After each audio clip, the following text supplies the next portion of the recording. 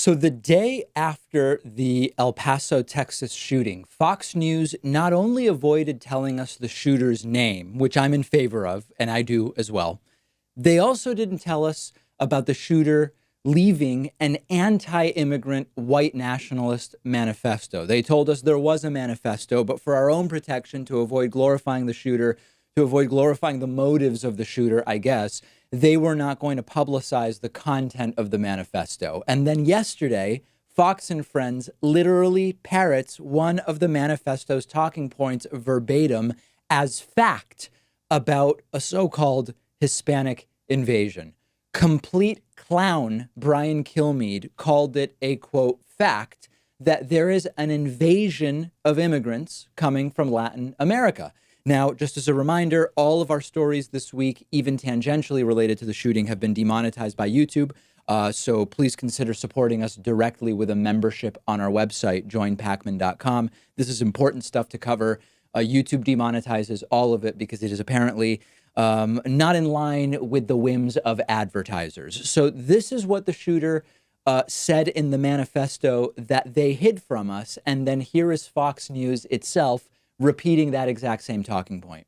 What the president has during his 2.5 years is a major problem at the border, which was not his doing, unless you want to blame President Obama for the unaccompanied minors that streamed through here in 2014. When you have over 110,000 people coming a month, over 1 million last year, and then well over 1 million this year, if you use the term as an invasion, that's not anti-Hispanic. It's a fact. If the Russians were coming through Alaska, through Canada, the president would be using the same language. But it's the fact that's happening at the border. If you talk to people who are apolitical at the border, people want to look at the words infested,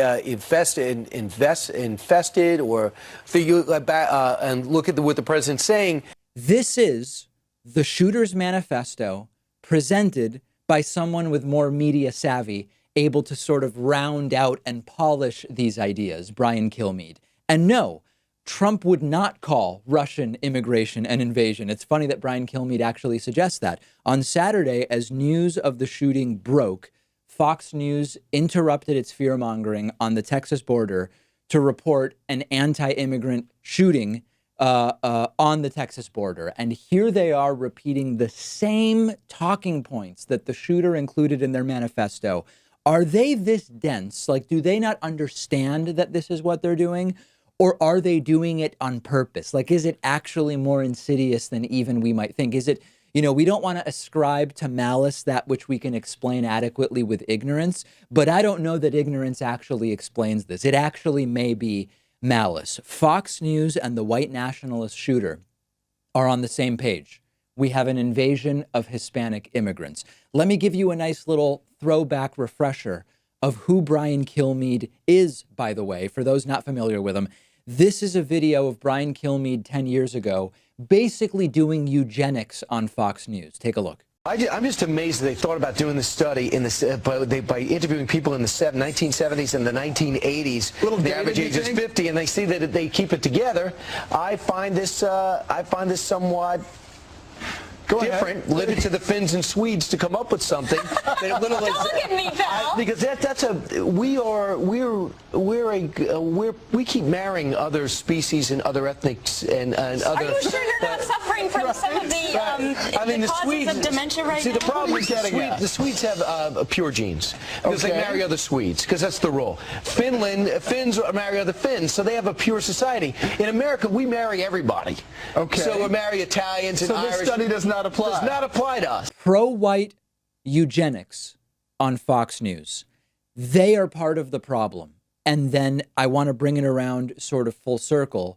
Part of the problem is that they're simply xenophobes, and they are kowtowing and placating xenophobes. And the president of the United States is doing the same thing. And these actions are having real world impacts like what we saw over the weekend.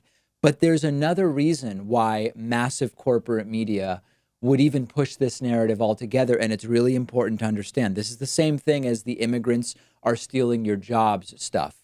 When people are mad at Hispanics for our problems, they aren't mad at corporations. The real reasons that wages are stagnant and the middle class is shrinking and all of this is not Hispanics. It's huge corporations taking advantage of everything from immigration to tax law while they foment fighting between the lower and lower middle and middle class period. You've got to understand that. And it's important, you know, when we cover these things, the shooting in and of itself as a discrete and a specific event is important to talk about.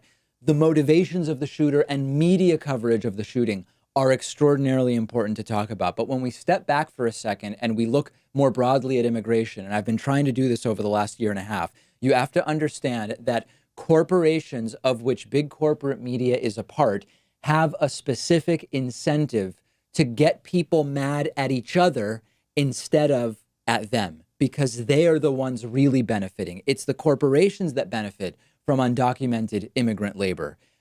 But yet they are very happy to have you believing the problem is a Hispanic immigrant from Latin America who just wants a better life for his family. They are not actually the problem. This is all part of that same narrative. Really, really important that we don't sort of lose sight of that.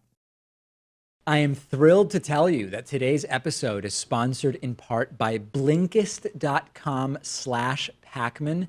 Blinkist is a really unique service for your phone, tablet, and web browser, and it is incredibly useful for people like me who love books and learning but are busy. Blinkist takes the best and most popular nonfiction books and condenses them into 15-minute audiobooks. I'm sure that if you're like me, you have a very long list of books that you've been meaning to read. You only have so many hours in the day, and that's why Blinkist is so amazing. They take the most important information, the themes, the insights from each book, and they distill it into a 15-minute audiobook that you can listen to in one sitting. I've listened to a ton of books on Blinkist. Our audience can get a 7-day free trial by going to Blinkist.com/Pakman. If you're watching on YouTube, I put a link in the description. I have listened to Blinkist books about economics, about political science, about history, about science, so many interesting things. And after the free trial, if you like it, you can continue enjoying thousands of condensed audiobooks for about $5 a month. Go to Blinkist.com/Pakman. That's BLINKIST.com/PAKMAN.